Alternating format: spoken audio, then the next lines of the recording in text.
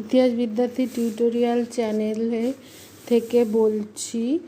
দশম শ্রেণীর ইতিহাসের অধ্যায়ের অষ্টম অধ্যায়ের একটা কোশ্চেন নিয়ে বলছি। কোশ্চেনটা হচ্ছে, হায়দ্রাবাদের ভারতভুক্তি সম্পর্কে আলোচনা করো। আমি বলে দিচ্ছি কিছুটা।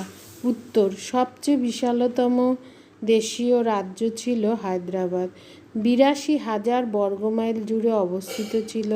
এই রাজ্যের ৮৭% প্রজাই ছিল হিন্দু, কিন্তু শাসক নিজাম ছিল মুসলিম।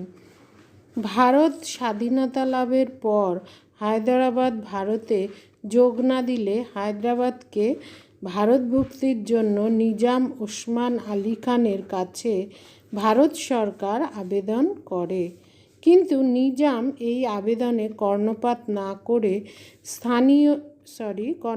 না করে স্বাধীন থাকার সিদ্ধান্ত নেন। ভারতের নিরাপত্তা ও সংহতির কারণে হায়দ্রাবাদের স্বাধীনতা কোনোভাবেই মেনে নেওয়া সম্ভব ছিল না। পরের পয়েন্ট হচ্ছে নিজামের কার্যকলাপ। নিজাম ব্রিটেন ও পাকিস্তানের মদতে ভারতভুক্ত না হয়ে নিজের স্বাধীন অস্তিত্ব টিকিয়ে রাখার চেষ্টা করে। এই জন্য পাকিস্তান থেকে গোপনে অস্ত্র আমদানি করে ও মৌলবাদী সংগঠন ইত্তেহাদ উল মুসলিমিন এবং রাজাকার নামে সশস্ত্র সেনাদল গঠন করেন এবং ভারত বিরোধী নেতা কাসিম রিজভীর কুপরামর্শে প্রভাবিত হয়ে পড়েন।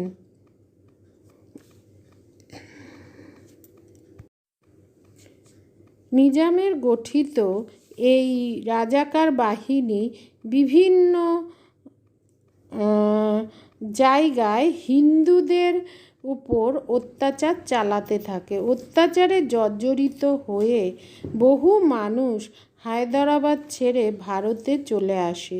বিদ্রোহ বা আন্দোলন। পরের পয়েন্ট: এসবের বিরুদ্ধে কংগ্রেস নেতারা নিজাম বিরোধী গণ আন্দোলন শুরু করেন।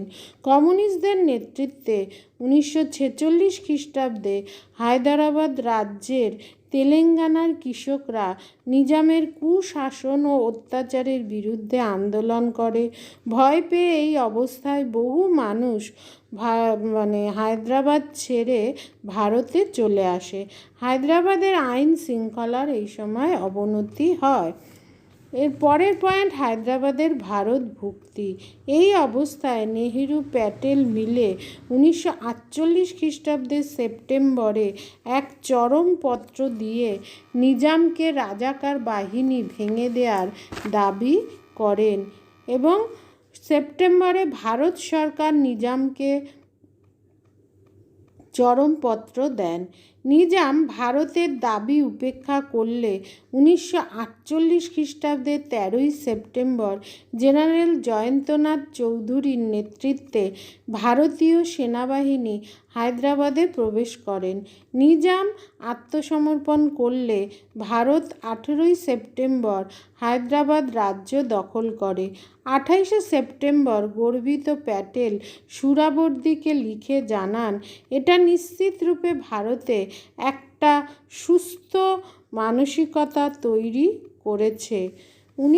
এরপর 1949 খ্রিস্টাব্দে নিজাম ভারতভুক্তির দলিলে স্বাক্ষর করেন এবং 1950 খ্রিস্টাব্দের 26 জানুয়ারি হায়দ্রাবাদ আনুষ্ঠানিকভাবে ভারতভুক্ত হয়। সবশেষে বলা যায়, হায়দ্রাবাদের ভারতভুক্তি ভারতের পক্ষে অত্যন্ত জরুরি ছিল। 1956 খ্রিস্টাব্দে রাজ্য পুনর্গঠনের সময় হায়দ্রাবাদ রাজ্যকে 3টি অংশে ভাগ করা হয় এবং এই অংশগুলোকে অন্ধ্র, বোম্বাই ও মহীশূরের সঙ্গে যুক্ত করা হয়।